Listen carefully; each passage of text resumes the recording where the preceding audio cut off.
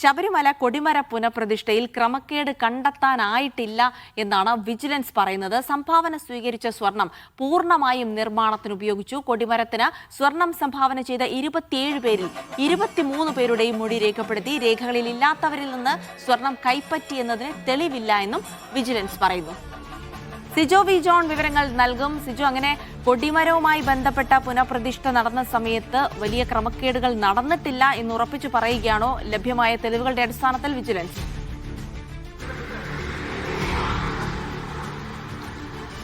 ഇതുവരെ അത്തരത്തിലൊരു തെളിവുകൾ കണ്ടെത്താനായിട്ടില്ല എന്നുള്ളതാണ് വിജിലൻസ് വ്യക്തമാക്കുകയും ചെയ്യുന്നത്. എന്തായാലും പ്രയാർ ഗോപാലകൃഷ്ണൻ ബോർഡ് പ്രസിഡന്റ് ആയിരുന്ന സമയത്താണ് ഇത്തരത്തിലൊരു ക്രമക്കേട് നടന്നു വന്ന ആരോപണം ഉയരുന്നത്. അദ്ദേഹമായിരുന്നു ആ കാലത്തെ ബോർഡ് പ്രസിഡന്റ്. അന്നത്തെ ദേവസ്വം ബോർഡ് അംഗമായിട്ട് അജയ് തറയിലിനും അതോടൊപ്പം തന്നെ UDF-നും വലിയ ആശ്വാസമാണ് ഈ റിപ്പോർട്ട് എന്ന് പറയേണ്ടി വരും. കാരണം ഇത്രയും നാൾ ശബരിമല സ്വർണ്ണക്കൊള്ളയുമായി ബന്ധപ്പെട്ട അന്വേഷണം നേരിട്ടെന്ന് പറയുന്നത് LDF സർക്കാരിന്റെ കാലത്ത് നിയമിച്ചിരുന്ന ദേവസ്വം ബോർഡ് ആയിരുന്നു. പത്മകുമാർ അടക്കമുള്ളവർ അറസ്റ്റിലാക്കുകയും ജയിലിലേക്ക് പോകുന്ന ഒരു സാഹചര്യം ഉണ്ടായിരുന്നു. അതിന് പിന്നാലെയായിരുന്നു ഇത്തരത്തിൽ 2017 ഈ ശബരിമല കൊടിമര പുനഃപ്രതിഷ്ഠയുമായി ബന്ധപ്പെട്ട ക്രമക്കേട് നടന്നു എന്നുള്ള തരത്തിലുള്ള ആരോപണം ഉയർന്നു വരികയും ചെയ്തിരുന്നത്. അത് UDF-നെ വലിയ രീതിയിലുള്ള പ്രതിരോധത്തിലാക്കുന്ന രീതിയിലേക്ക് പോകുന്ന സാഹചര്യമാണ് ഉണ്ടായിരുന്നത്. അതിനെക്കുറിച്ചാണ് വിജിലൻസ് അന്വേഷണം നടത്തിയിരിക്കുന്നത്. ഇപ്പോൾ ഈ റിപ്പോർട്ട് ഇന്ന് തന്നെ കോടതിയിൽ സമർപ്പിക്കാനാണ് സാധ്യത എന്നുള്ളതാണ് നമുക്ക് മനസ്സിലാക്കാൻ സാധിക്കുന്നത്. അതിൽ പറയുന്നത്, നേരത്തെ അഭിഭാഷക കമ്മീഷനിന്റെ റിപ്പോർട്ടിൽ ചൂണ്ടിക്കാണിച്ചിരുന്നത് ഈ കൊടിമര പുനഃപ്രതിഷ്ഠയ്ക്ക് വേണ്ടിയിട്ട് 27 ആളുകളിൽ നിന്ന് സ്വർണം സ്വീകരിച്ചിരുന്നതാണ്. മോഹൻലാൽ, അതോടൊപ്പം തന്നെ സുരേഷ് ഗോപി, ദിലീപ് ഉൾപ്പെടെയുള്ളവരിൽ നിന്നാണ് ഇത്തരത്തിൽ സ്വർണം വാങ്ങിയിരുന്ന അവരുടെ മൊഴി രേഖപ്പെടുത്തിയിരുന്നു. ആ 27 പേരിൽ 23 പേരെയും ഈ അന്വേഷണ സംഘത്തിന് കണ്ടെത്താൻ സാധിച്ചിട്ടുണ്ട്. പക്ഷെ 4 പേരെ കണ്ടെത്താൻ സാധിച്ചിട്ടില്ല. അവരുടെ കൃത്യമായ അഡ്രസ്സ് ഇതിൽ ഇല്ല എന്നുള്ളതാണ് മനസ്സിലാക്കാൻ സാധിക്കുന്നത്.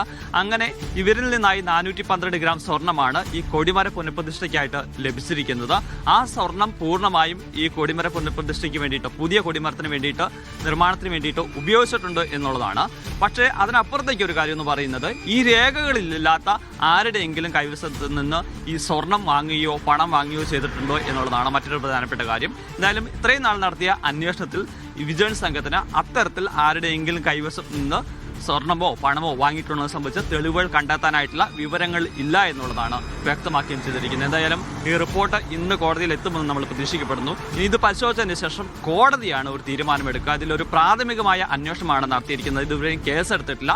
കോടതി നിർദ്ദേശിച്ചിരിക്കുന്നത് ഒരു തെളിവന്വേഷണം നടത്തുക, അതിനുശേഷം കൃത്യമായ തെളിവ് ലഭിക്കുകയാണെന്നുണ്ടെങ്കിൽ കേസെടുത്ത് മുന്നോട്ട് പോവുക എന്നുള്ളതാണ്. സ്വാഭാവികമായും ഇത്തരത്തിൽ തെളിവുകൾ കണ്ടെത്താൻ സാധിച്ചിട്ടില്ല എന്ന് വിജിലൻസ് തന്നെ വ്യക്തമാക്കിയ സാഹചര്യത്തിൽ ഇനി കേസെടുത്ത് മുന്നോട്ട് പോകാനുള്ള സാഹചര്യം കുറവാണ്. അത് വലിയ രീതിയിൽ ഈ തെരഞ്ഞെടുപ്പ് കാലത്ത് UDF-നെ സംബന്ധിച്ചിടത്തോളം വലിയ ആശ്വാസമാണെന്ന് പറയേണ്ടി വരും. കാരണം ഈ പ്രയാർ ഗോപാലകൃഷ്ണന്റെ കാലത്തുള്ള ഈ ബോർഡ്, അജയ് തറയിൽ അംഗമായിട്ടുള്ള ഒരു ബോർഡ് കേസെടുത്ത് മുന്നോട്ട് പോവുകയാണെന്നുണ്ടെങ്കിൽ ഈ ഇലക്ഷൻ കാലമാണ് അത് എത്രത്തോളം തിരിച്ചടിയാവുമെന്ന് നമുക്ക് ഉദ്ദേശിക്കാവുന്നുള്ളത്. എന്തായാലും UDF തൽക്കാലം വളരെ പ്രധാനപ്പെട്ട ഒരു വാർത്ത തന്നെയാണ്. കാരണം ശബരിമല കൊടിമര പുനഃപ്രതിഷ്ഠയുമായി ബന്ധപ്പെട്ട് ക്രമക്കേട് കണ്ടെത്താൻ കഴിഞ്ഞിട്ടില്ല എന്നുള്ള ഒരു വിജിലൻസ് റിപ്പോർട്ട് വരുമ്പോൾ ഈ തെരഞ്ഞെടുപ്പ് കാലത്ത് അത് UDF-ന് ഗുണകരമാകും. ശബരിമല സ്വർണ്ണക്കൊള്ളയുമായി ബന്ധപ്പെട്ട വലിയ ആരോപണങ്ങൾ LDF-നെതിരെ ഉന്നയിച്ചുകൊണ്ടിരിക്കുന്ന സമയത്താണ് UDF ഭരണസമിതിയുടെ കാലത്ത് നടത്തിയ കൊടിമര പുനഃപ്രതിഷ്ഠയുമായി ബന്ധപ്പെട്ട് അവിടെ ക്രമക്കേട് നടന്നിട്ടുണ്ട് എന്നുള്ള ആരോപണം വരുന്നതും ഹൈക്കോടതി തന്നെ വിജിലൻസ് അന്വേഷണത്തിന് നിർദ്ദേശിക്കുന്നതും. ആ ഒരു അന്വേഷണത്തിനൊടുവിൽ ഇപ്പോൾ അത്തരം ക്രമക്കേട് നടന്നിട്ടില്ല എന്ന് വിജിലൻസ് തന്നെ പറയുമ്പോൾ ഈ തെരഞ്ഞെടുപ്പ് കാലത്ത് ശബരിമല സ്വർണ്ണക്കൊള്ള ചർച്ചയാകുമ്പോൾ UDF-നെ സംബന്ധിച്ചിടത്തോളം ഇത്തരം ആരോപണങ്ങൾ വീണ്ടും ഏൽക്കേണ്ടി വരില്ല. മാത്രമല്ല, ക്രമക്കേട് കണ്ടെത്തിയിട്ടില്ല എന്ന വിജിലൻസ് റിപ്പോർട്ട് തെരഞ്ഞെടുപ്പ് പ്രചാരണ രംഗത്ത് ഏറെ ഗുണകരമാവുകയും ചെയ്യും. UDF-ന് വിവരങ്ങളാണ് സിജോ വി ജോൺ നൽകിയത്.